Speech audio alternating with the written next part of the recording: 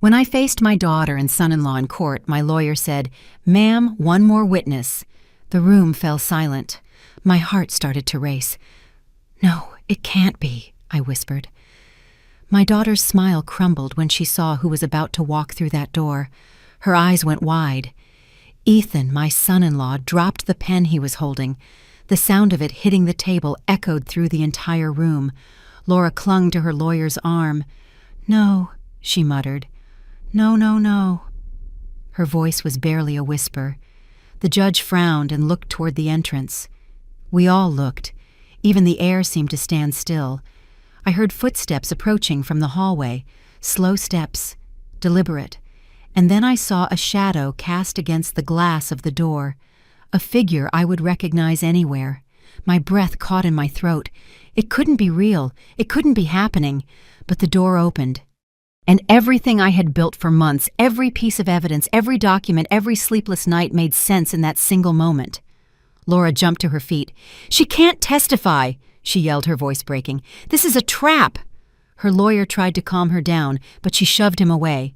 Ethan's face was as white as a sheet of paper, as if he had seen a ghost, and maybe for them that's exactly what it was. Samuel, my lawyer, remained calm next to the stand. He gave me a quick glance, a look that said, "Trust me, this changes everything." And I trusted him.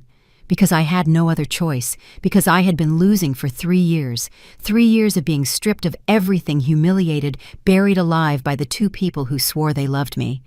But all of this whole story didn't start in this cold courtroom that smelled of old wood and fear. It didn't start with lawyers or lawsuits or tired judges. It started much earlier. It started in my own house, in my own living room, with my own daughter serving me tea while she plotted to steal everything I had. It started with a death, with a goodbye I never got to say. Robert died on a Tuesday morning. 42 years of marriage ended while he slept beside me. I woke up like always, reached out to touch him, and found his skin cold. Cold as marble. Cold as the end of everything I knew. I screamed his name. I shook him. But Robert was gone. His body was there, but he had left without a word, without giving me time to tell him how much I loved him, without letting me say goodbye. The heart attack took him in his sleep like a coward, a thief in the night. The days that followed were a hazy hell. People coming in and out of my house, flowers that smelled too sweet, hugs from people I barely knew. Empty words. "I'm so sorry. He's in a better place. Time heals all wounds." Lies. All polite lies people tell when they don't know what else to say. Laura was there. I have to give her that. My daughter was present every moment. She organized the funeral. She chose the casket. She spoke to the priest. She greeted the guests. I was just a shadow floating through my own home, unable to make a single decision. "Mom, I'll take care of it," she kept saying, stroking my hair. "You don't have to worry about a thing. Let me take care of you." And I let her. Because I was broken. Because I had no strength left. Because I thought that's how families worked. In tragedy, we support each other. How stupid I was. The funeral ended. The people left. And I was alone in that huge house that suddenly felt like a tomb. Every room held a memory. The living room where Robert read the newspaper every Sunday. The kitchen where we made breakfast together. The garden where we planted roses 20 years ago. Everything was a shrine to what no longer existed. I couldn't sleep in our bed. I stayed on the couch, staring at the ceiling, waiting for the sun to rise. The days dragged on meaningless. I stopped showering. I stopped eating. I stopped living, even though my heart kept beating out of sheer habit. Laura came every 3 days. She brought food I wouldn't touch. She made me take a shower. She combed my hair as if I were a little girl. And I let her. Because I didn't care. Because nothing mattered anymore. 2 months went by like that. 2 months of existing without living. And then Laura arrived with Ethan one Thursday afternoon. They rang the doorbell. Once, twice, 3 times. I was in the living room wearing the same clothes I'd had on for 4 days, staring out the window without seeing anything. I finally got up and opened the door. "Mom," Laura said, and her face tightened when she saw me. "Oh my God, Mom, you can't go on like this."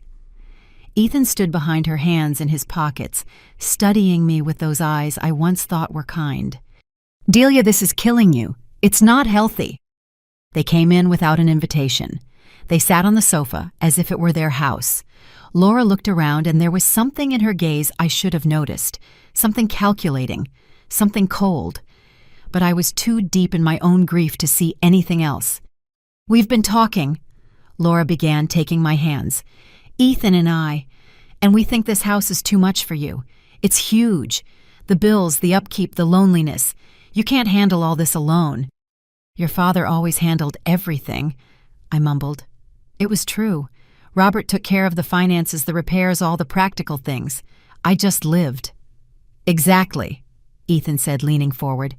"That's why we have a proposal." Laura squeezed my hands. "What if we moved in with you? The three of us. Ethan, Amanda, and me.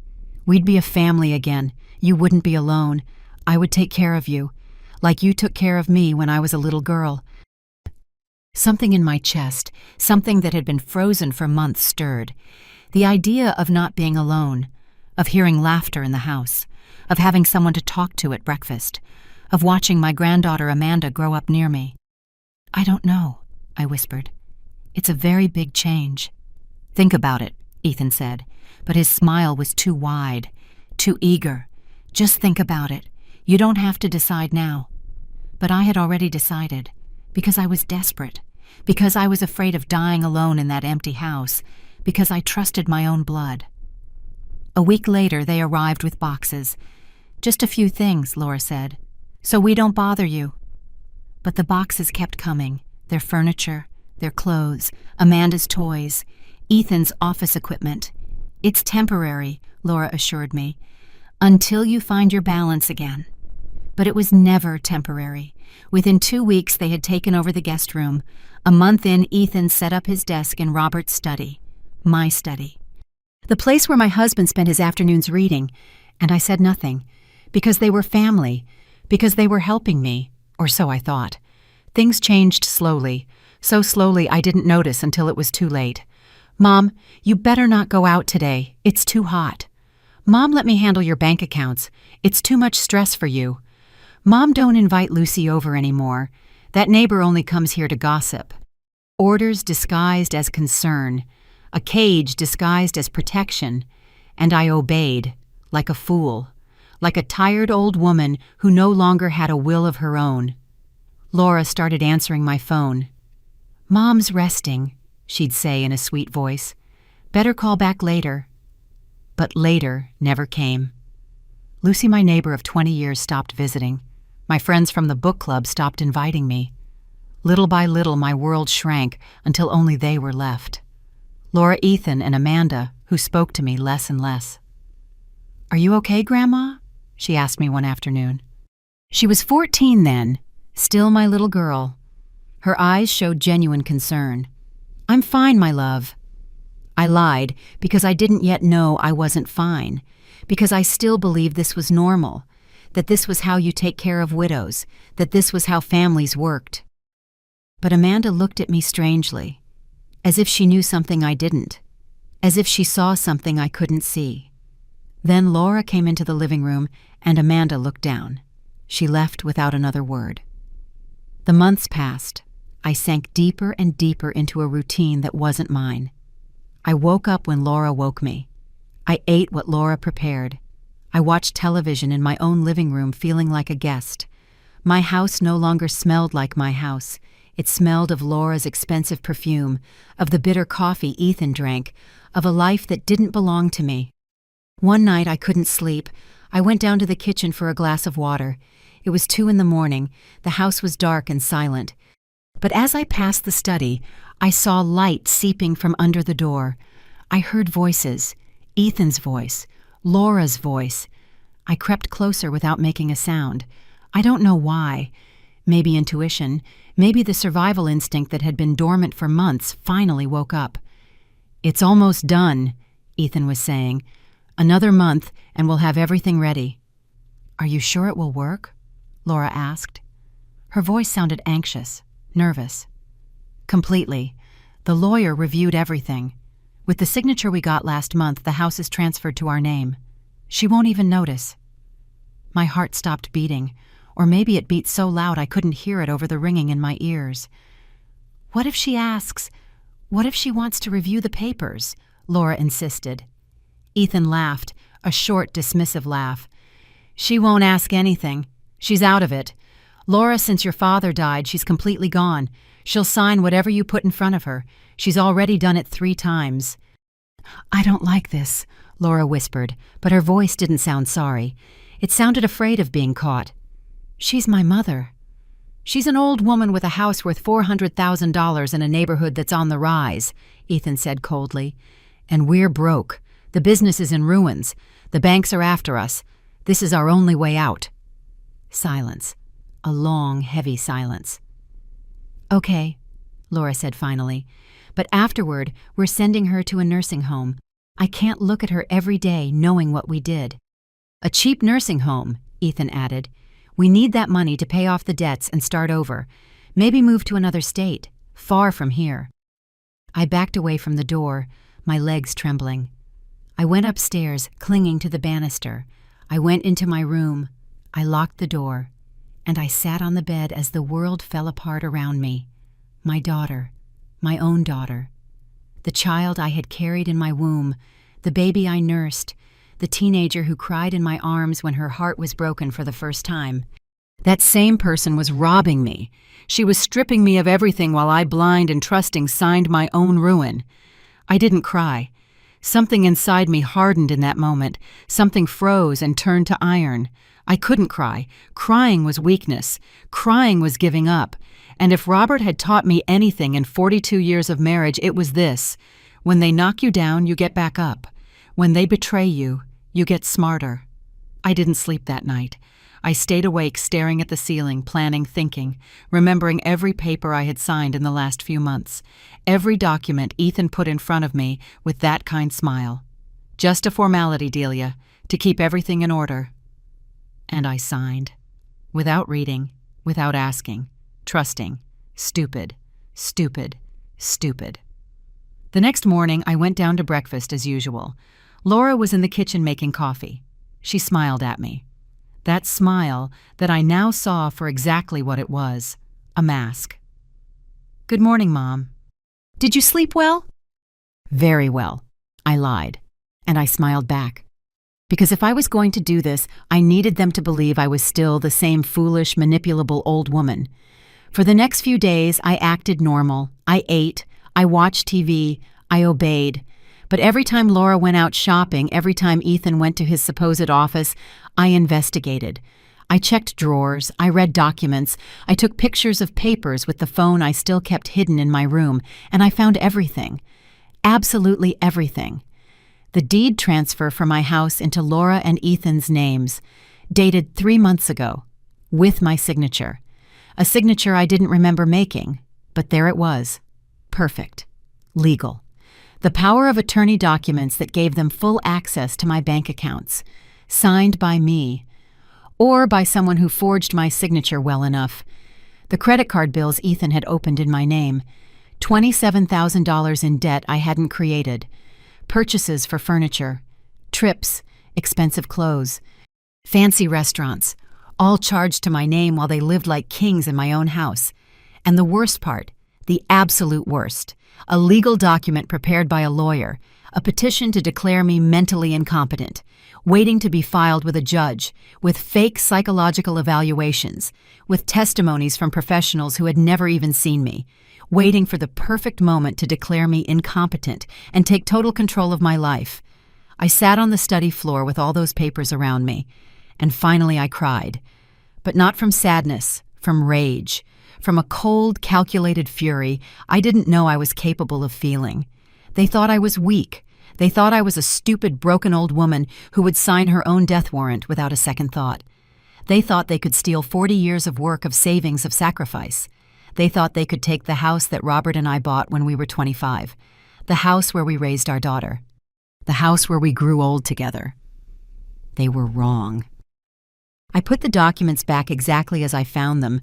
I erased any trace of my presence, and I started to plan. I needed to get out of that house, but if I just left, they would finish the process. They would sell the house. They would disappear with the money, and I wouldn't have enough proof to stop them. I needed to be smart. I needed help. 2 days later, Laura left early. She had an appointment at the hair salon. Ethan was at a supposed business meeting. Amanda was at school. I was alone. I grabbed my purse. I packed copies of all the documents I had photographed. I walked out the front door. And I walked 3 blocks to Lucy's house. I rang the doorbell. Lucy opened the door and almost fell over. "Delia? Oh my God, I thought... Laura said you were sick, that you didn't want visitors." "Laura lied," I said simply. "Lucy, I need your help. I need a lawyer." Lucy let me in without asking any questions. She sat me down in her kitchen. She made me hot tea that I didn't ask for but desperately needed. Her hands trembled as she poured the water. She looked at me as if I were a ghost. And maybe I was, a ghost of the woman I used to be. "What's going on, Delia?" she finally asked, sitting across from me. "I haven't seen you in months. Laura always says you're resting, that you don't want to be bothered. But your eyes... God, your eyes look different." "They're robbing me," I said straight to the point. I didn't have time to soften the truth. "My daughter and my son-in-law are robbing me of everything. The house, the money, my life, and they almost got away with it." Lucy turned pale. "What? No, Delia, there must be some mistake. Laura is your daughter. She would never—" "She is doing it," I interrupted. I took out my phone. I showed her the pictures of the documents, the deed transfer, the power of attorney, the debts, the petition for incompetence. Lucy stared at them with growing horror. "Oh my God," she whispered. This is theft. It's abuse. It's my reality," I finished for her. "And I need a lawyer, a good one, someone who can stop them before it's too late." Lucy took my hand. She squeezed it tightly. "My nephew, Samuel. He's a lawyer specializing in family law, complicated cases. He's won impossible situations." She urgently reached for her phone. "I'm going to call him right now." "No," I said quickly. "Not from your house, not from your phone. If Laura finds out I came here, if she suspects anything, she'll speed everything up. I have to get back before she notices I'm gone." Lucy looked at me with a mix of fear and admiration. "You're stronger than I thought." "I'm a woman who has no other choice," I replied. And it was true. When they take everything from you, when they push you to the edge of a cliff, you only have 2 options: fall or fight. And I had already decided to fight. "Come back tomorrow," Lucy said. "At 10 in the morning. Laura always goes to the supermarket at that time. Samuel will be here. We'll talk calmly. We'll see what can be done." I nodded. I stood up. Lucy hugged me at the door. A long hug that smelled of a mixture of hope and fear. "Be careful," she whispered. "If they're capable of this, they're capable of anything." I walked back home slowly. 3 blocks that felt like 3 miles. Every step was an effort. Every breath hurt. But I kept my head held high. I kept the mask on. When I walked in, Laura was in the living room. She looked at me in surprise. "Mom, where were you? I looked all over the house for you." "I went for a walk," I said in a tired voice. "I needed some air." Her face hardened for a second, just a second, but I saw it. "Mom, you know you shouldn't go out alone. You could fall. You could get lost. What if something happened to you?" I walked around the block. I lied. Just for 15 minutes. Laura came closer. She took my arm. "Too tight. Next time let me know. I worry about you." Liar. She didn't worry about me. She worried about her plan, about her money, about her future built on my ruins. "I'm sorry," I mumbled, looking down like the obedient old woman she thought I was. "It won't happen again." Laura smiled. She let go of my arm. "Come on. I made you some soup. You need to eat something." That night, I ate the soup she gave me. I smiled when she asked if it was good. I thanked her. And when I went up to my room, I sat on the bed and counted the hours until the next day. The morning came slowly, too slowly. I heard Laura get up. I heard the shower running, the hairdryer, her footsteps coming down the stairs, the jingle of her car keys. "Mom, I'm going to the supermarket," she yelled from the door. "Ethan's in his office. Don't bother him. I'll be back in 2 hours." "Okay," I answered from my room. I waited 20 minutes. Ethan was locked in the study with his headphones on. Amanda was at a friend's house. The house was quiet. I slipped out like a thief from my own home. I ran the 3 blocks to Lucy's. My heart was pounding so hard I felt it would burst from my chest. Lucy opened the door before I could even ring the bell. "Come in quickly." Inside, there was a man in his 40s, tall, wearing glasses, with a serious but kind expression. "Samuel, Mrs. Delia," he said, extending his hand. "Lucy told me everything. I reviewed the photos she sent me. This is serious, very serious." I sat on Lucy's couch. Samuel sat across from me with a notepad. "I need you to tell me everything from the beginning," he said calmly. "Every detail, every paper you signed, every suspicious conversation, everything." And I told him. For an hour, I spoke without stopping. I told him about Robert's death, about how Laura and Ethan moved in, about how they slowly took control, about the conversation I overheard that night, about the documents I found. Samuel took notes without interrupting. When I finished, he looked up. "Mrs. Delia, what they're doing to you has a name. It's called elder financial exploitation. It's a serious crime. But it's also difficult to prove when the perpetrator is a direct family member." My heart sank. "So there's nothing I can do." "I didn't say that," he responded quickly. "I said it's complicated, not impossible." He leaned forward. "First, we need to get you out of that house. Today. The longer you stay there, the more danger you're in. If they suspect you know something, they might speed up the process. They might make you sign more documents. They might even physically harm you." Fear ran down my spine. "Harm me?" "They're desperate," Samuel said seriously. "Desperate people do terrible things. They have debts. They need money. You're the only thing standing between them and financial ruin. We can't underestimate how far they're willing to go." Lucy took my hand. "You can stay here for as long as you need." "No," I said quickly. "If I stay with you, Laura will come. She'll involve you. I can't put you in danger." Samuel nodded. "She's right. We need something more discreet." He thought for a moment. "I have a small apartment I sometimes use as an office. It's empty now. Nobody knows about it except me. You can stay there while we sort this out." "How long will it take?" I asked. "It depends," Samuel said honestly. "If we get enough evidence, if we can prove coercion, forgery, financial abuse, we can void the transfers, get the house back, get the money back. But I need you to understand something, Mrs. Delia." He looked me straight in the eye. "This is going to be a war. Your daughter isn't going to give up easily. She's going to hire lawyers. She's going to lie. She's going to manipulate. She's going to play the concerned daughter card. And you'll have to be prepared to face her, to look her in the eye and not back down." "I'm prepared," I said without hesitation.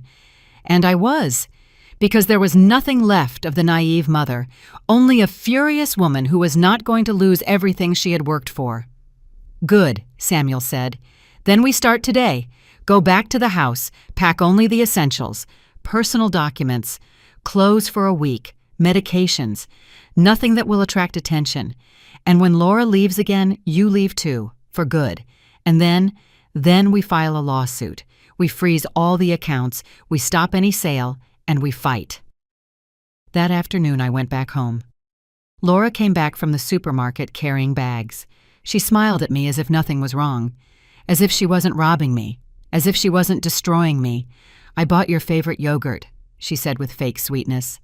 "Thank you, my love," I replied, and I smiled back. 2 liars smiling at each other. That night I packed a small suitcase. I hid it in the backs of my closet. I packed my important documents, my marriage certificate, my birth certificate, the original deeds to the house that I found hidden in an old box, pictures of Robert, the jewelry my mother had given me, and I waited. 3 days later, Laura announced she was going to have lunch with some friends.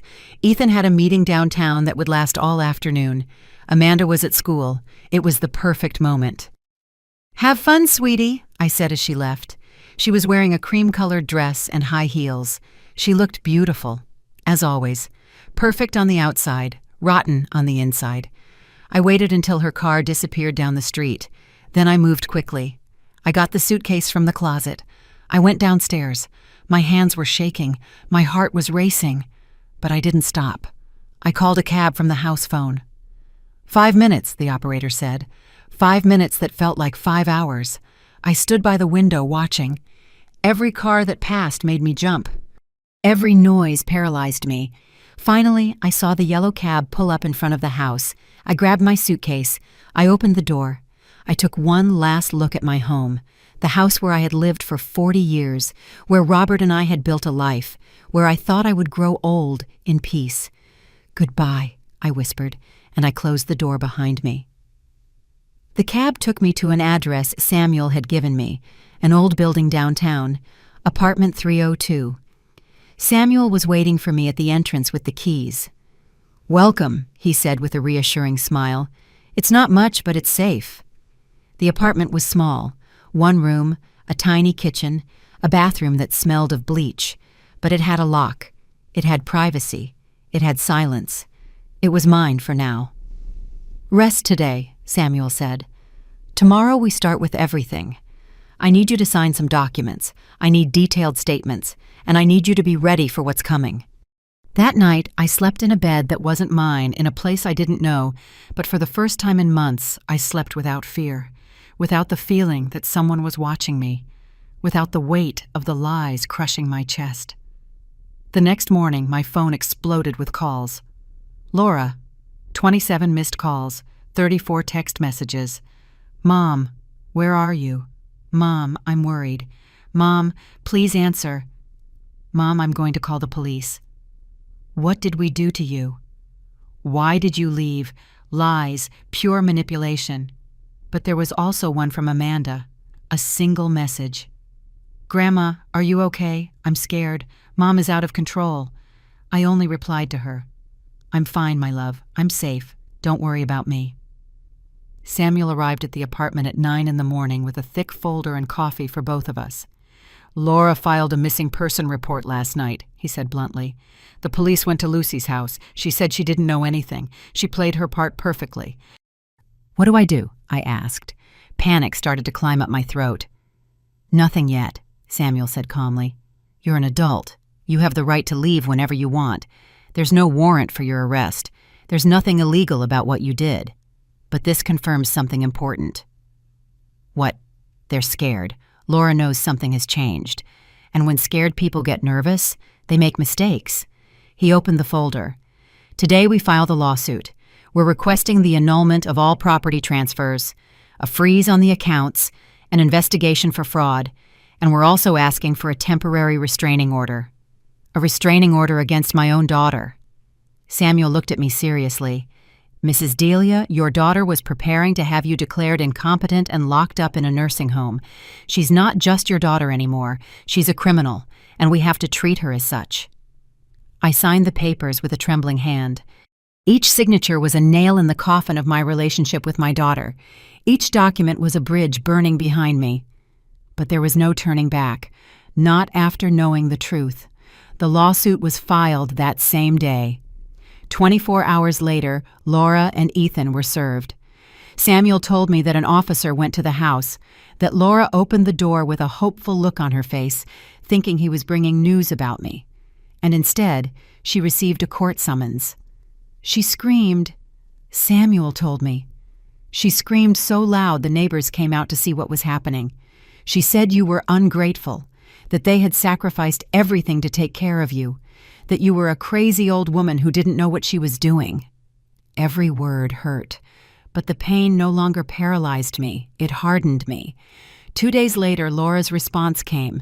Her lawyer filed a countersuit. They claimed I was suffering from senile dementia, that I had signed everything voluntarily, that they had only acted in my best interest, that my erratic behavior proved my mental incompetence. "It's what we expected," Samuel said. "Now comes the hard part." For the next few weeks, I lived in that small apartment like a ghost. Samuel came every day with updates. The legal battle intensified. Laura hired an expensive lawyer. one of those who charge $500 an hour and specialize in winning impossible cases. They presented fake medical evaluations, testimonies from neighbors who said they had seen me confused. They even got a doctor who had never seen me but was willing to testify that I showed signs of cognitive decline. "They're playing dirty," Samuel said, "but we have weapons too." He had me undergo a complete psychological evaluation. 3 hours of tests, questions, exercises. The psychologist was an older man with a soft voice. "Mrs. Delia," he told me at the end, "you are more lucid than half the 40-year-olds I see in my office. There is no sign of dementia." None. That report was our first victory. But Laura didn't give up. She started a social media campaign. She posted pictures of me. Old pictures where I looked tired, disheveled, lost. She wrote emotional posts about how her sick mother had disappeared, how she had been manipulated, how she just wanted her mom back. People believed her. The comments were horrible. "Poor daughter, she must be suffering. Elderly people are so vulnerable." Someone probably convinced her to sue. What a dedicated daughter. Samuel warned me not to read anything, but I couldn't help it. Every comment was a stab in the back. Every like on Laura's posts was a reminder of how well she lied. But then, something changed. One afternoon, 3 weeks after I left, Samuel came to the apartment with a strange expression, something between surprise and hope. "I received a call," he said, sitting down. "From Amanda." My heart leaped. "My granddaughter, is she okay?" "She's fine. And she wants to talk to you, but more importantly, she wants to help." "Help how?" Samuel took out his phone. He showed me an audio recording. "She says she has proof, recordings, conversations between Laura and Ethan where they admit everything, months of recordings she made in secret because she knew something bad was happening." I couldn't believe what I was hearing. "Amanda did that. Why?" "Because she loves you," Samuel said simply, "and because she saw what they were doing to you, and she decided she couldn't stay silent." That night I listened to the recordings, Laura's voice plotting, Ethan's voice calculating, conversations about how much the house was worth, about how to speed up the process, about sending me to a cheap nursing home to keep everything. And I also heard Amanda's voice. In one of the recordings, she interrupted her parents. "What about Grandma?" she asked in a small voice. "What's going to happen to her? Your grandma will be fine." Laura lied. "She'll be in a place where they'll take care of her." "I don't want her to go," Amanda said. "She's my grandma." "You're old enough to understand," Ethan said coldly. "Sometimes you have to make tough decisions for the good of the family." I cried, listening to those recordings. I cried for the granddaughter who had been brave enough to document everything, for the girl who chose truth over blind loyalty. "This changes everything," Samuel said. "With these recordings, we can prove criminal intent. We can show there was premeditation, that it was all an elaborate plan. This is no longer just a civil case. This is criminal." "Can Amanda testify?" Samuel nodded. "She wants to, but you understand what that means, right? It means testifying against her own parents. It means breaking her family apart. It means choosing you over them." "I can't ask her to do that," I whispered. "It's too much." "You're not asking her," Samuel said. "She's already decided. She told me she's seen enough, that she can't keep lying, that if her mother is capable of doing this to you, she's capable of anything." 2 days later, I met with Amanda in secret. Samuel arranged everything. A coffee shop on the other side of town, a place where no one knew us. I arrived early. I sat at a table in the back. My hands were shaking as I held the teacup I couldn't drink. And then I saw her come in. My granddaughter. Taller than I remembered. Thinner. With deep dark circles under her eyes and her hair pulled back in a messy ponytail. She scanned the room until she found me. Our eyes met. She walked toward me slowly, as if she was afraid I would disappear. As if she wasn't sure this was real. "Grandma," she whispered when she reached the table. And she broke down. She sat down and started crying, her face in her hands. Sobs that shook her whole body. I stood up. I went around the table. I hugged her tightly. She smelled of apple shampoo and fear. "I'm here, my love. I'm here." "I thought I'd lost you," Amanda sobbed against my shoulder. I thought Mom had done something horrible. I thought I'd never see you again. I'm okay, I whispered, stroking her hair. I'm okay, thanks to you. Amanda pulled away. She wiped her tears furiously. I'm so sorry, Grandma. I'm sorry I didn't say anything sooner. I saw things. I heard things. But I was scared. I was afraid you wouldn't believe me. I was afraid Mom would get mad. I'm a coward. You are not a coward, I said firmly, taking her face in my hands. You are the bravest person I know. You did something that many adults are not capable of doing. You chose the truth. Amanda took a deep breath. She took out her phone. I have more recordings, more than what I gave Samuel. I recorded for 6 months. Every time I heard them talking about you, every time they planned something, I recorded it all. Why? I asked. Why did you do that? Amanda looked at me with those dark eyes that were so much like mine. Because one night I saw you crying, about 8 months ago. I came down for water and passed by your room. The door was ajar. You were sitting on your bed alone, crying silently. And I thought something was very wrong, because you never cried, not even when Grandpa died. You were always strong. Her voice broke again. The next day I started paying attention. I saw how Mom talked to you, how Dad treated you, how they were slowly taking things away from you, your phone, your outings, your friends, and one night I heard them talking. I heard Dad say it was only a matter of time, that soon they would have everything. And I understood. I understood they were robbing you. Tears streamed down my cheeks. And you weren't afraid they'd find out. All the time, Amanda admitted. Every time I recorded, I thought they were going to catch me. But I couldn't stay silent. You were the only one who was always there for me, when Mom and Dad fought, when I had trouble at school, when I felt lonely. You were always there, and I was going to leave you alone now. No, never. I hugged her again, this brave girl, this young woman who had risked everything for me.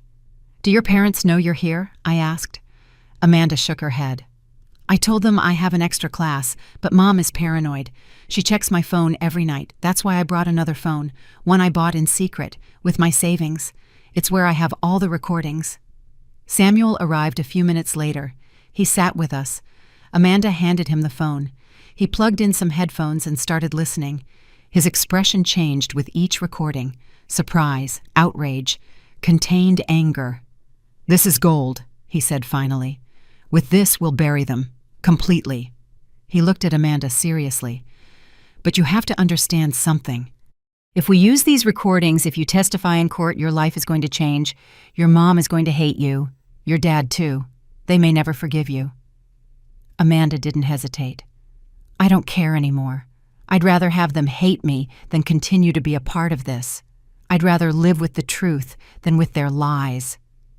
You're still a minor, Samuel continued. Technically, you're still in their custody. If you testify against them, we need to make sure you're protected. She can stay with me, I said immediately. When all this is over, when I get my house back, Amanda can live with me. Samuel nodded. We'll include it in the lawsuit. Request a change of custody based on a harmful environment. With this evidence, no judge will leave Amanda with them.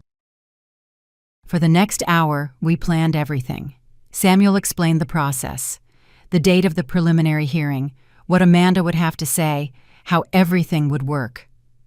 It's going to be tough, Samuel warned.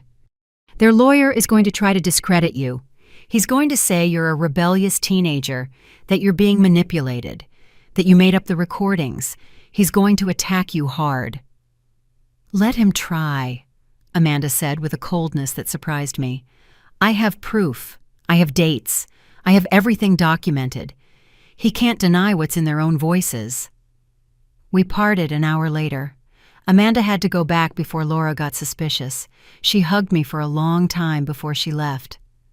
I love you, Grandma, she whispered. I love you too, my brave girl, I replied. I watched her walk down the street, so young, so fragile, but with an inner strength I didn't even know existed. The following weeks were torture. Samuel worked day and night preparing the case, organizing evidence, contacting witnesses. Lucy would testify about how Laura had isolated me. The psychologist would testify about my perfect mental health. A forensic accountant reviewed all my finances and found massive irregularities, unauthorized withdrawals, suspicious transfers, over $200,000 missing in 1 year. "How did I not notice?" I asked when I saw the numbers. "Because you trusted them," Samuel said. "Because you never thought your own daughter would be capable of this, and they knew it. They used it against you." Laura, meanwhile, intensified her campaign. More social media posts, interviews on local news stations. "My mother is being manipulated by unscrupulous people," she said with fake tears. "I just want her back. I just want her to come home." People believed her. She received messages of support, donations to help find her mother. She used my disappearance to play the victim, to gain sympathy, to build her defense. But we had something she didn't know about. We had Amanda, and we had the truth. The preliminary hearing was set for a Tuesday in October, 3 months after I left home. 3 months of living in a borrowed apartment, 3 months of legal battles, 3 months of not seeing my daughter, though I didn't want to see her either. The night before, I couldn't sleep. I lay awake staring at the ceiling, thinking about everything I had lost, about everything I was about to get back, about the daughter who betrayed me, about the granddaughter who saved me. Samuel called me at 6 in the morning. Ready, ready. I lied, because I wasn't ready. I would never be ready to face my own daughter in court, to expose her publicly, to destroy the image she had built for 40 years.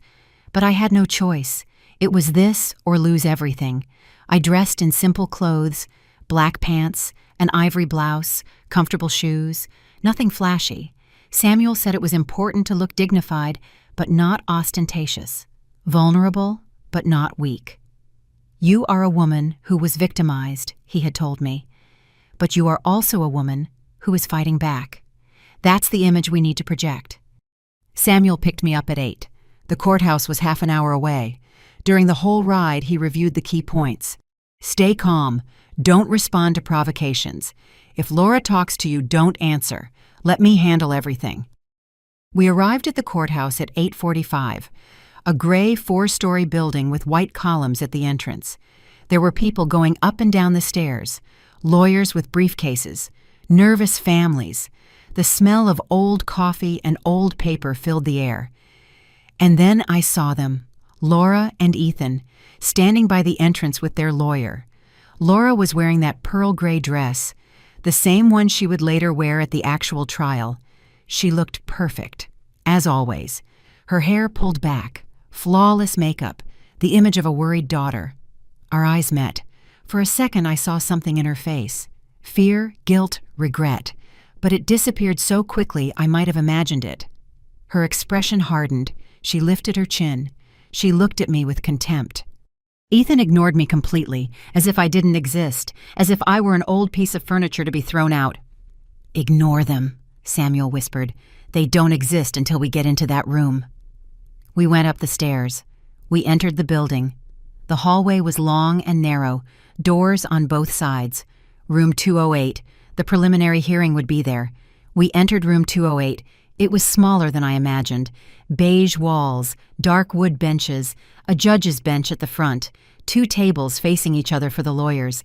The smell of confinement and tension hung in the air like a thick fog. Samuel led me to our table, the one on the left. I sat with my hands in my lap. Laura and Ethan sat on the other side with their lawyer, a tall man in a perfectly pressed black suit, gray hair combed back, a shark smile. His name was Rudolph Mendez. Samuel had warned me about him. "He's good," he had told me, "very good. He's won impossible cases. He knows how to manipulate emotions. He knows how to make the bad guys look good." Rudolph looked at me with that smile, as if he had already won, as if this was a game he dominated. Laura kept her eyes forward. She wouldn't look at me. Ethan was checking his phone as if he were bored. The side door opened. "All rise," the bailiff said. We all stood up. The judge entered, a man in his 60s, bald, with thick-rimmed glasses, a serious but not cruel expression. He sat down. We did too. "Case number 7432, the clerk read, Delia Ramirez versus Laura Vasquez and Ethan Vasquez. Lawsuit for fraud, financial exploitation, and annulment of property transfers. The judge reviewed his papers. He looked at both sides. This is a preliminary hearing. I will hear arguments from both parties and determine if there is sufficient merit to proceed to a full trial. Counsel for the plaintiff, you may proceed. Samuel stood up. He opened his folder. He spoke with a clear, firm voice. He explained my situation, Robert's death. How Laura and Ethan moved into my house, how they slowly took control.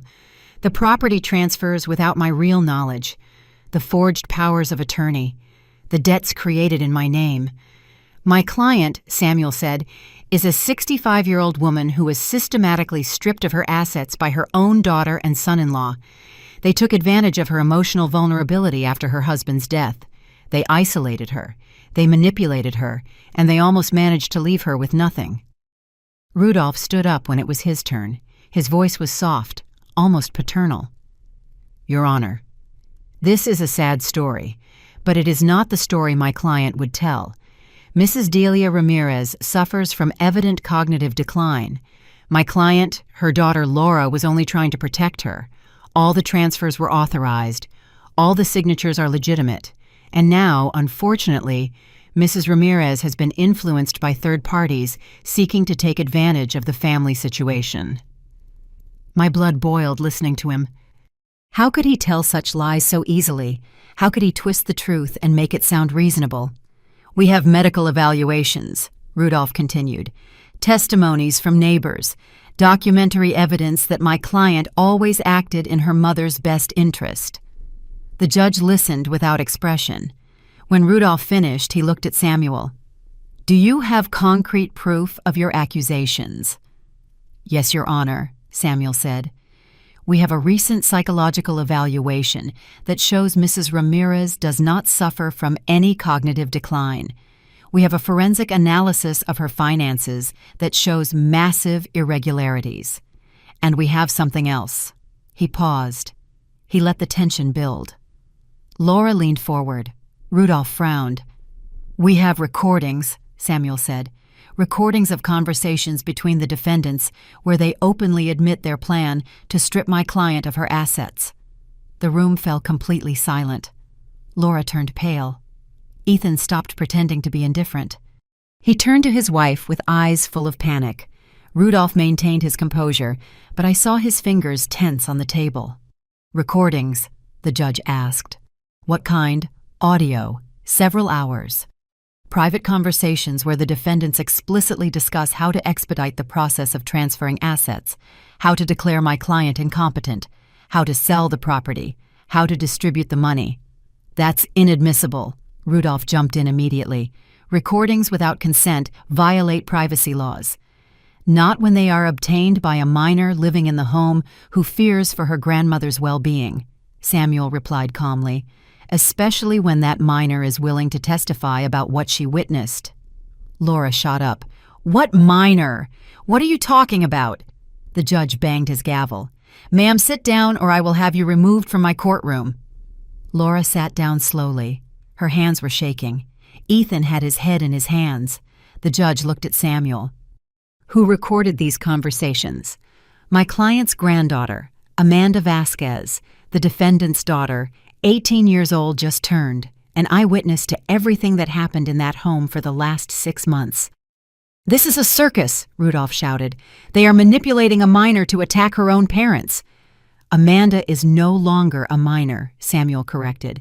She turned 18 2 weeks ago, and her recordings are legal under state law when there is reasonable suspicion of criminal activity in the home.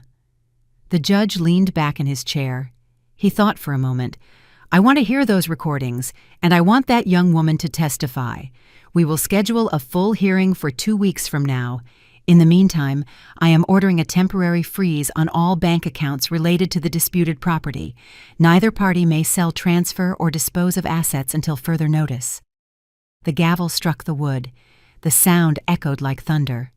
Laura exploded. That house is mine. I have the deeds. I have everything legally. The judge looked at her coldly. Mrs. Vasquez, one more thing. If you or your husband attempt to contact Amanda Vasquez, if you pressure her in any way, if you interfere with her testimony, I will charge you with obstruction of justice. Is that clear?" Laura closed her mouth. She nodded stiffly. We left the courtroom. In the hallway, Laura caught up to me. She grabbed my arm, hard, her fingers digging into my skin. "How could you?" she hissed. Her voice was pure venom. "How could you involve my daughter, your own granddaughter?" "I didn't involve her," I said calmly, pulling my arm free. She chose. She chose the truth over your lies." "You're a snake," Laura spat. "I gave you everything. I took care of you. I opened my home to you." "You stole my home," I corrected. "You stole my life, and you almost got away with it. Almost." Ethan came closer. "This is not going to end well for you, Delia. You're going to lose. And when you lose, you'll be left with nothing. No house, no family, no dignity." Samuel stepped between us. "Mr. Vasquez, step away from my client. Now!" Rudolph arrived and pulled his clients back. "Don't say another word. Not one word. Let's go." I watched them walk away down the hall. Laura turned around once. She looked at me with so much hatred I felt a chill run down my spine. But I didn't look away. I didn't back down. I was no longer that scared woman. I was no longer that silent victim. "You did well," Samuel said as we left the building. "You kept your cool. That's important." "Do we really have a chance?" I asked. I was still trembling inside. "More than a chance.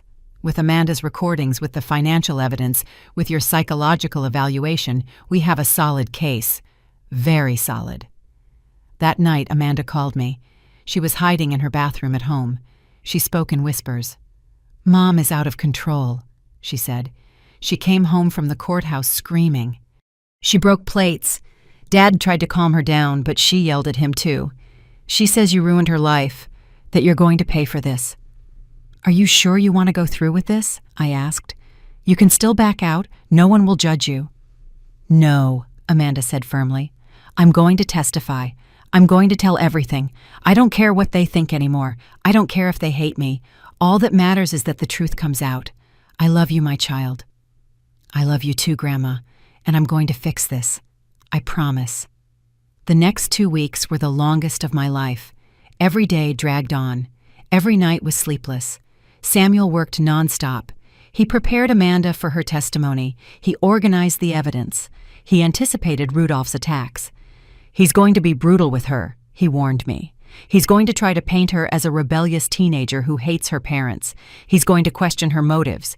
He's going to try to discredit the recordings." "What if it works?" I asked fearfully. "It won't work," Samuel said confidently, "because Amanda has something they don't have. She has the truth, and the truth, when it's well documented, is impossible to destroy." The morning of the full hearing dawned gray. Heavy clouds covered the sky, as if the world knew something important was going to happen today. I woke up at 5. I hadn't really slept. I had just closed my eyes and waited for the hours to pass. Samuel arrived at 7. He brought coffee and a serious expression. "Amanda is ready," he said. "She'll arrive directly at the courthouse with an officer. We didn't want to risk Laura intercepting her." "How is she?" "Scared but determined. That girl has more courage than many adults I've known." We arrived at the courthouse at 8:30. This time there were more people. Laura had brought reinforcements, friends, neighbors, people she had convinced that I was the villain. They looked at me with contempt as I passed, with pity, as if I were a crazy, manipulated old woman. We entered the courtroom. It was larger than the previous one. Room 301. It had tall windows, more benches, more space, more formal, more terrifying. Laura was already seated. This time she was wearing a different dress, light gray, pearls around her neck. Her hair was down but perfectly styled, the perfect image of a suffering daughter. Ethan was beside her in a dark suit. Rudolph was reviewing papers with a concentrated expression. I sat at our table. Samuel organized his documents. The wall clock showed 10 minutes to 9. Every second sounded like a drumbeat. At 9 o'clock sharp, the bailiff shouted, "All rise!" The judge entered. The same one from the preliminary hearing. He sat down and gestured for us to do the same. Case number 7432, the clerk announced. Continuation of hearing. Delia Ramirez versus Laura Vasquez and Ethan Vasquez. The judge adjusted his glasses. Today, we will hear the testimony of the witness, Amanda Vasquez, and review the additional evidence presented by both parties. Counsel for the plaintiff, call your first witness. Samuel stood up. I call Amanda Vasquez to the stand. The side door opened, and my granddaughter entered. She looked so small all of a sudden, so young. She was wearing black pants and a white blouse. Her hair was pulled back, no makeup. She walked to the stand with slow but steady steps. She didn't look at her parents. She didn't look at anyone except straight ahead. The clerk swore her in. Amanda raised her right hand. Do you swear to tell the truth, the whole truth, and nothing but the truth? I do, she said in a clear voice. Laura sobbed loudly. My baby, she whimpered. What have they done to you? Rudolph touched her arm. He whispered something to her. Laura quieted down, but tears streamed down her face. Perfectly calculated tears. Samuel approached the stand. Amanda, can you tell the judge who you are? I'm Amanda Vasquez, daughter of Laura Vasquez, and Ethan Vasquez, granddaughter of Delia Ramirez. How old are you? 18. I turned 18 on September 23rd. And where have you lived for the past 3 years? In my grandmother's house, at 412 Olivo Street. My family moved there after my grandfather Robert died. Samuel nodded. Amanda, why are you here today? Amanda took a deep breath. Because I saw things. I heard things. And I can't stay silent anymore. What things did you see? I saw how my parents treated my grandmother. At first everything seemed normal, but slowly it started to change. Mom would tell Grandma not to go out, not to call her friends. Dad started managing all her money. Grandma spoke less and less. She seemed smaller, more lost. And what did you hear? Amanda looked at her parents for the first time. Laura's face was a wreck. Ethan was staring at the floor. I heard them plan everything. One night, I was 14. I went downstairs for water and I heard them in the study. They were talking about the house, about how to transfer it to their name, about sending Grandma to a nursing home, about selling everything and moving far away. What did you do when you heard that? I got scared. I thought I had misunderstood, but I started paying attention. And I kept hearing more things, more plans, more lies. So I decided to record them. You recorded them without their knowledge? Yes, with my phone, for 6 months. Every time they talked about Grandma, every time they mentioned money or the house, I recorded everything. Samuel turned to the judge. Your Honor, I would like to play some of these recordings. Rudolph stood up. Objection.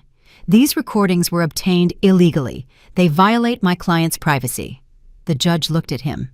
We already discussed this in the preliminary hearing. The objection is overruled. Proceed. Samuel connected a device to the courtroom's audio system. Ethan's voice filled the space. Clear, unmistakable. We're almost done. Another month and the house is ours. The old woman doesn't even know what she's signing. Laura's voice responded. What if she finds out? What if she asks? She's not going to ask anything. She's out of it, completely out of it. Besides, we have everything ready. The psychiatrist will testify that she has dementia. The judge will grant us full guardianship, and then we can do whatever we want. Silence in the courtroom, a silence so thick you could touch it. The recording continued. How much do you think the house is worth? $400,000 easily. Maybe more with the current market. We sell it fast, pay off the debts. We'll have enough left over to start fresh, maybe in another state. And her, a state-run nursing home. The cheapest ones cost $1,000 a month. Her pension and Social Security will cover it. It's not our problem after that. The recording stopped. Laura was white as a ghost. Ethan had his head in his hands. Rudolph was scribbling notes furiously. Amanda, Samuel continued, how many recordings like this do you have? 37 hours of conversations where they admit everything. And why did you decide to turn them in? Amanda looked at me. Her eyes were shining with unshed tears. Because my grandmother didn't deserve this, because she was always good to me, good to everyone. And to see her suffer, to see her disappearing little by little, I couldn't let it happen. Did you know the consequences of doing this? Did you know you would be testifying against your own parents? Yes, Amanda said. I knew, but I chose to do the right thing, even if it hurts. Samuel nodded. No further questions, Your Honor. Rudolph stood up slowly. He approached the stand with that shark-like smile. Amanda, how old were you when you started recording these conversations? 14? 14 years old, a child, an angry child perhaps. Your parents punished you often, no more than any normal parent. But they did punish you, they took away privileges. Sometimes, when I did something wrong. And you were angry with them. Amanda understood where he was going. I didn't record these conversations out of anger. I recorded them because my grandmother was suffering. Or you recorded them because you wanted to hurt your parents, because you're a rebellious teenager who wanted to cause trouble. Objection, Samuel shouted. He's harassing the witness. Withdrawn, Rudolph said calmly. Amanda, isn't it true that your grandmother always bought you things, gifts money? She gave me gifts on my birthday, like any grandmother. And isn't it true that when your parents moved in with her, those gifts decreased, because the money was being properly managed? No, the gifts decreased because my parents wouldn't let me see her. Or because you were angry about not receiving as much money. Amanda raised her voice.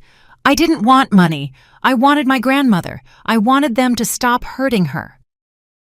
Rudolph changed tactics. These recordings, did you edit them in any way? No. Did you cut them? Did you delete parts? No. They are complete. How can you prove that? Because they are on the original phone, with metadata, with dates and times. Everything is verifiable. Rudolph moved closer. Amanda, did your grandmother offer you anything in exchange for testifying, money, a house? No, Amanda said firmly. Are you sure she didn't promise you could live with her? I asked to live with her, because I don't want to be with people who are capable of this. Rudolph stared at her. Don't you realize you're destroying your family? Amanda didn't blink. They destroyed the family first. I'm just telling the truth.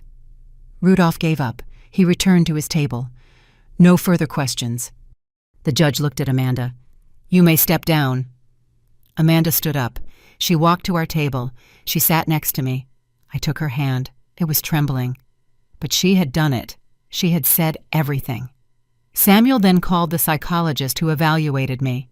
He testified that I was perfectly lucid, that there were no signs of dementia, that I was fully capable of making my own decisions. He called the forensic accountant. He showed the irregular transfers, the unauthorized withdrawals, the debts created in my name, a total of $230,000 missing. Rudolph tried to counterattack. He called the psychiatrist who had supposedly evaluated me. Samuel destroyed him on cross-examination. The man admitted to never having seen me in person.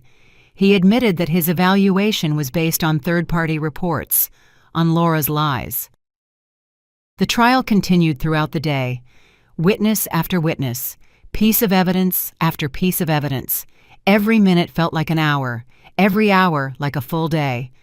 Lucy testified about how Laura had isolated me, about how they forbade her from visiting me, about how she once tried to see me and Ethan threw her out, telling her I didn't want company.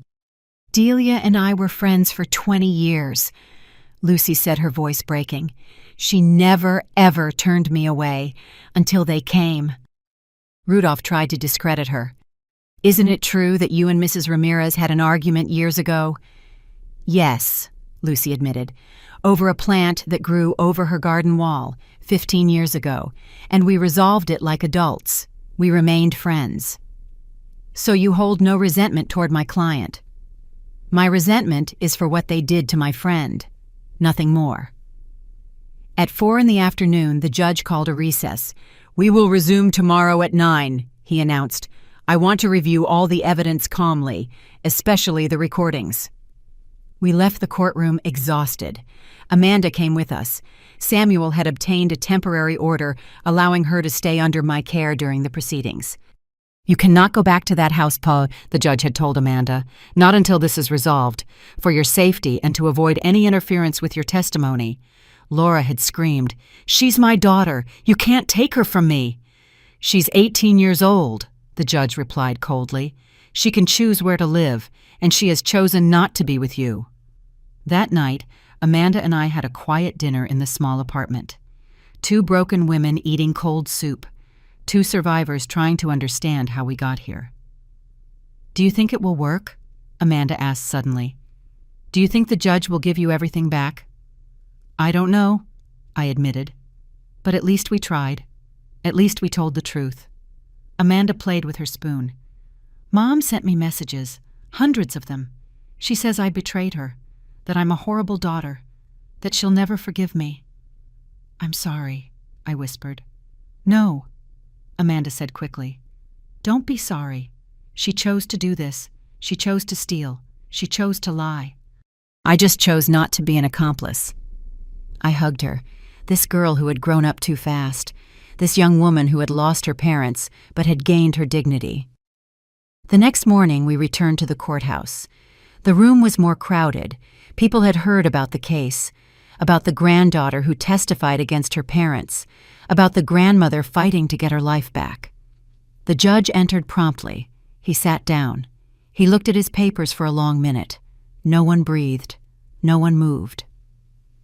"I have reviewed all the evidence," he began finally.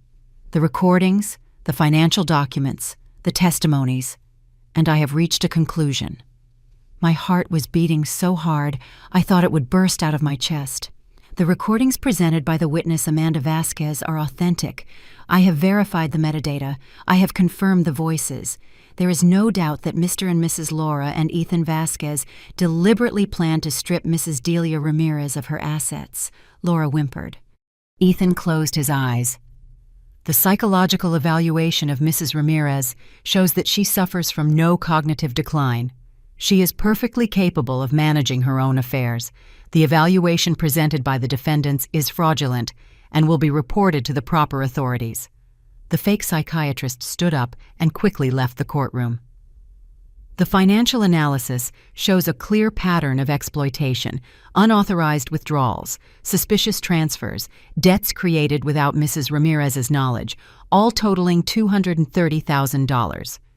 The judge looked at Laura and Ethan sternly. "What you did is not just morally reprehensible, it's criminal. You abused trust. You manipulated a vulnerable person. You planned to leave her destitute after robbing her of everything. Your Honor." Rudolph tried to speak. "My clients." "Silence," the judge cut him off. "I have heard enough from your clients, and from you." Rudolph sat down. "Therefore, I rule as follows. First, all property transfers made in the last 3 years are hereby voided. The house located at 412 Olivo Street is once again the exclusive property of Delia Ramirez." I started to cry. I couldn't help it. Tears of relief, of justice, of victory. "Second, the immediate return of all stolen funds is ordered. Mr. and Mrs. Vasquez have 30 days to return the $230,000 to Mrs. Ramirez. If they fail to do so, their assets will be seized." Ethan slumped over the table. Laura was sobbing uncontrollably. "Third, Mr. and Mrs. Vasquez have 72 hours to vacate the property. They may take only their personal belongings. Everything else belongs to Mrs. Ramirez." "Where are we going to live?" Laura cried through her tears. "We have nothing. We have no money." "You should have thought of that before you started stealing," the judge said without compassion. "Fourth, a restraining order is issued. Mr. and Mrs. Vasquez are not to come within 100 yards of Mrs. Ramirez. They may not contact her. They may not threaten her. Any violation will result in immediate arrest." The gavel hit the table. The sound echoed like bells of freedom. "And finally, I am referring this case to the District Attorney's Office for criminal investigation. The likely charges include fraud, forgery, elder exploitation, and conspiracy. You could face up to 10 years in prison." The gavel struck again. "Case closed. Mrs. Ramirez gets everything back. The Vasquezes will face criminal justice." The courtroom erupted in murmurs. Laura was screaming. Ethan was trying to calm her down. Rudolph was packing his papers with a defeated expression. Samuel hugged me. We did it. We won everything. Amanda hugged me too. The three of us were crying together, from relief, from exhaustion, from a happiness mixed with sadness, because this meant the definitive end of a family. We left the courtroom. In the hallway, Laura broke free from the officers holding her. She ran towards me. Samuel stepped in front, but she yelled at me from a distance. "I hate you. You destroyed my life. You're a selfish old woman who only thinks about herself." I looked at her. I really looked at her. And I no longer saw my daughter. I saw a stranger. A woman who had chosen greed over love, money over family, lies over truth. "I didn't destroy your life, Laura," I said calmly. "You destroyed your own, and you almost destroyed mine too." "You took my daughter from me," she screamed, pointing at Amanda. "You lost your daughter when you decided to steal from your own mother," I replied. "Amanda made a choice, and she chose dignity." The officers took Laura away. Her screams echoed down the hall. "You have no right. That house was mine. Everything was mine." But it didn't matter anymore. The judge had spoken. Justice had prevailed. 3 days later, a truck arrived at the house. Laura and Ethan were moving out, boxes, furniture, clothes, everything that belonged to them. Samuel was there supervising, making sure they didn't take anything that wasn't theirs. I waited in the car with Amanda, watching from a distance, watching as the woman who gave me life now left my house like a defeated thief. "Do you want to talk to her?" Amanda asked. "One last time." "No," I said without hesitation. "I have nothing more to say to her." When they finished loading, Laura walked towards the car. Samuel stepped in her way, but I rolled down the window. I let her approach. "Mom," she said, her voice broken. There was no anger left, just defeat. "I'm sorry. I'm so sorry." I looked at her in silence, searching for any trace of sincerity, any sign that she truly understood what she had done. But I only saw someone who was sorry she got caught, not someone who was sorry for the crime. "Goodbye, Laura," I said simply, and I rolled up the window. The truck drove away. Laura's car followed, and just like that, they disappeared from my life. The daughter who betrayed me, the son-in-law who orchestrated everything, they left leaving only dust in their wake. Samuel gave me the keys. "It's yours again, completely yours." I walked into my house, my home. It smelled different. It felt different. They had lived there so long they had left their mark.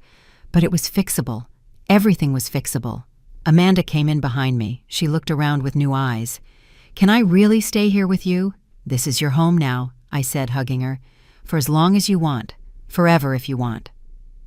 That night we had dinner in the kitchen. The same kitchen where Robert and I had cooked for decades. The same table where we had raised Laura. Where we had laughed. Where we had dreamed of growing old together. "Do you think Mom and Dad will go to jail?" Amanda asked. "I don't know," I admitted. "It depends on the prosecution, on how much evidence they find.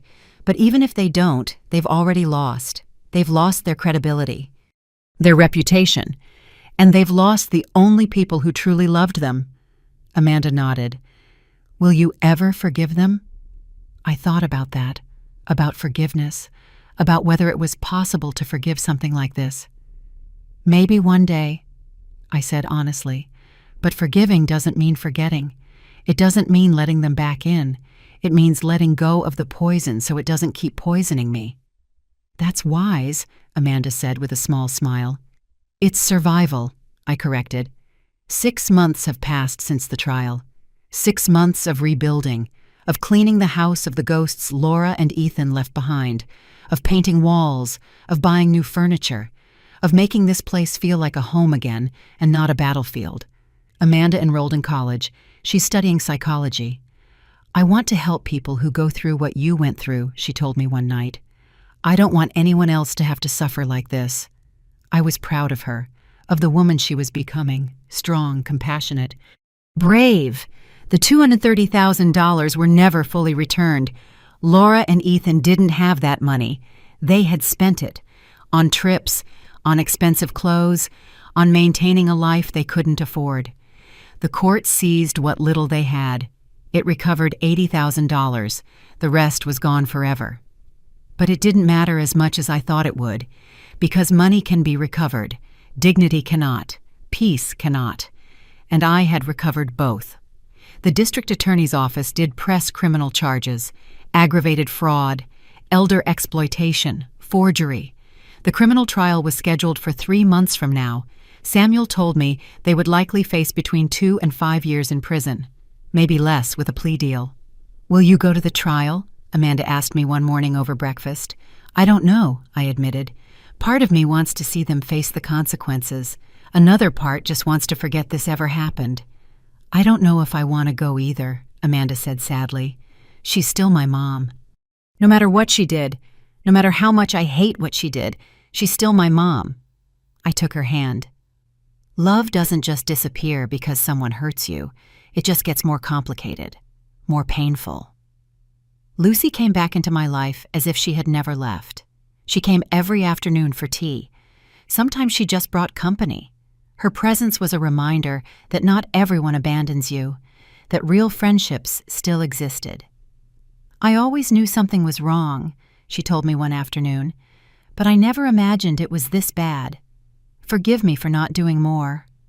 "You have nothing to forgive," I replied. "You did exactly what I needed. You gave me Samuel's contact. You gave me shelter when I needed it. You gave me hope." One day in March, 5 months after the trial, I received a letter. The return address was a county jail.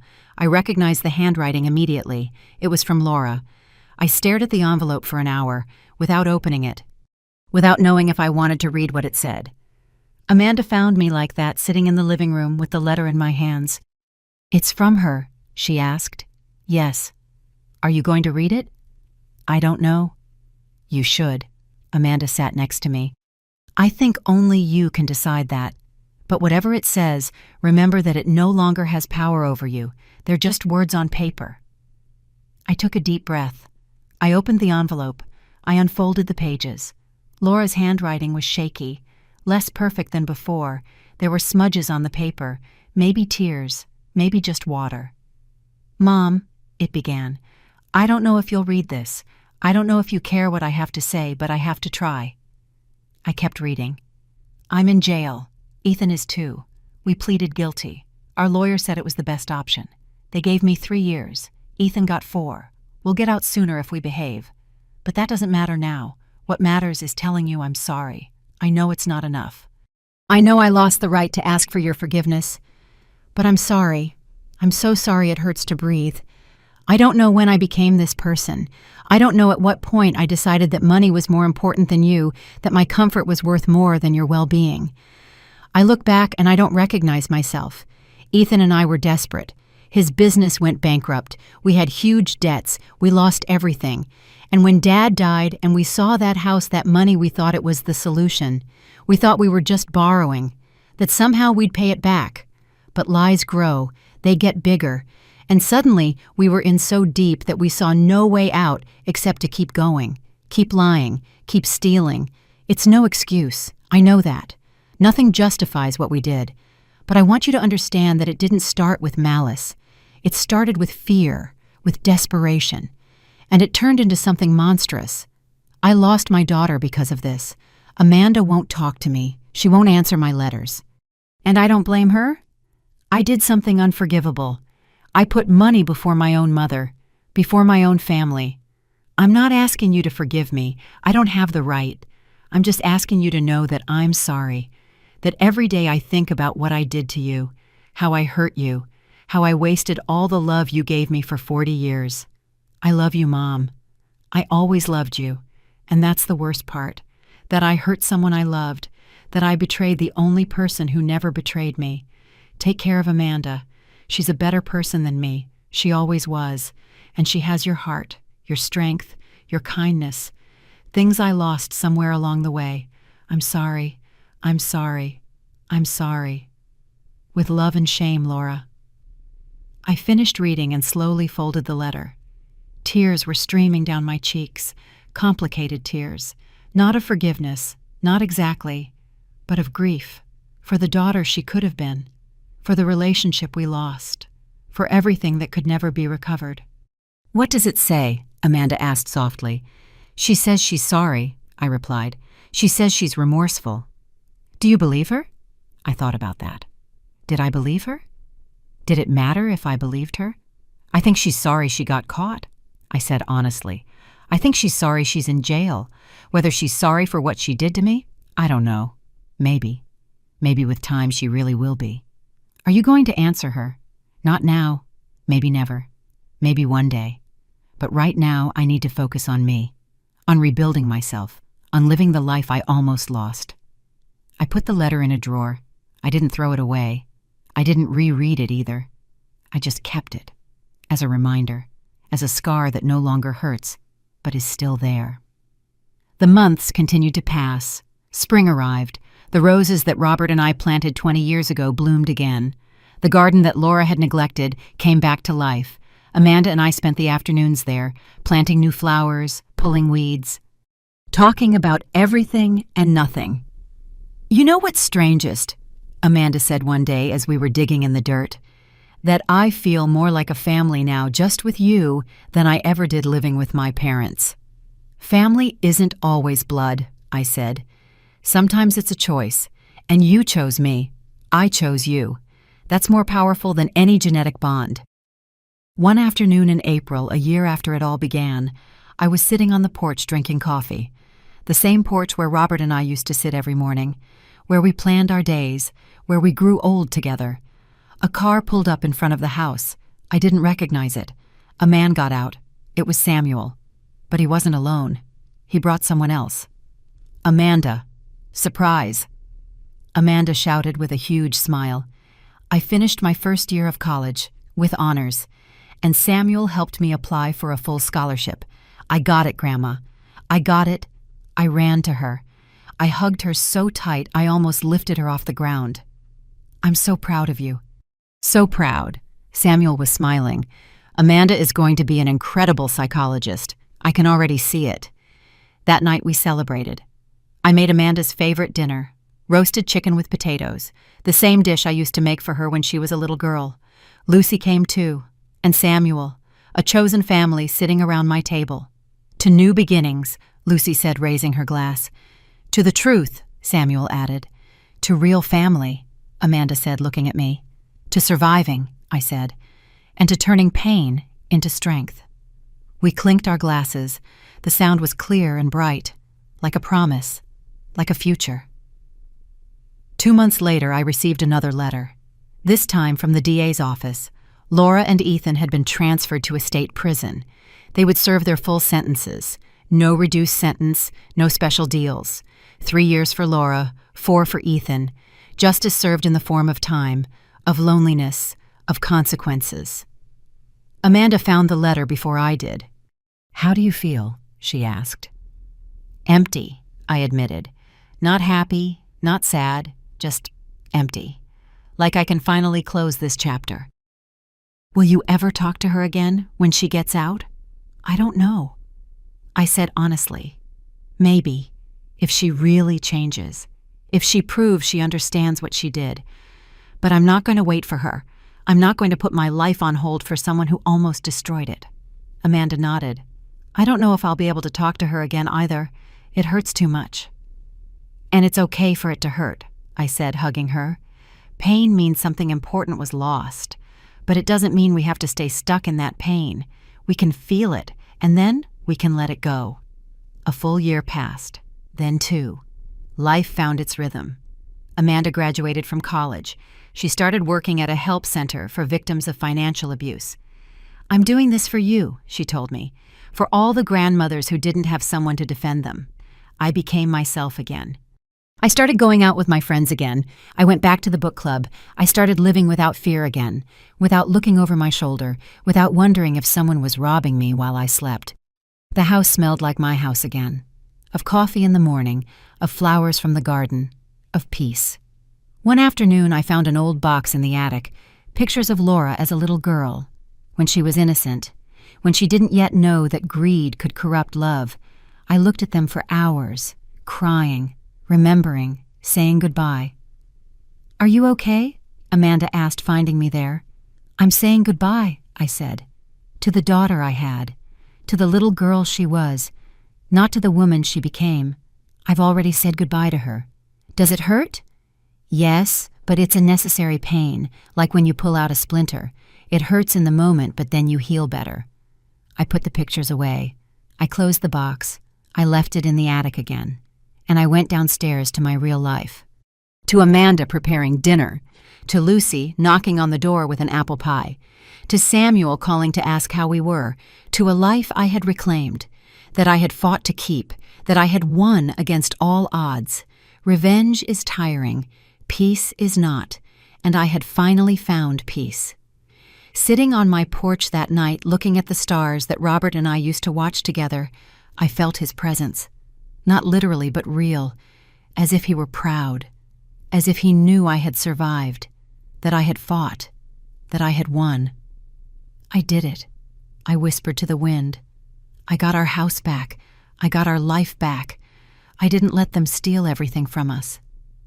The wind blew gently, like an answer, like a blessing. Amanda came out to the porch. She sat next to me. She rested her head on my shoulder. I love you, Grandma. I love you too, my brave girl. And there we stayed, 2 survivors, 2 warriors, looking at the same sky, breathing the same free air, free from lies, free from thieves, free from fear, simply free. And that in the end was all that mattered.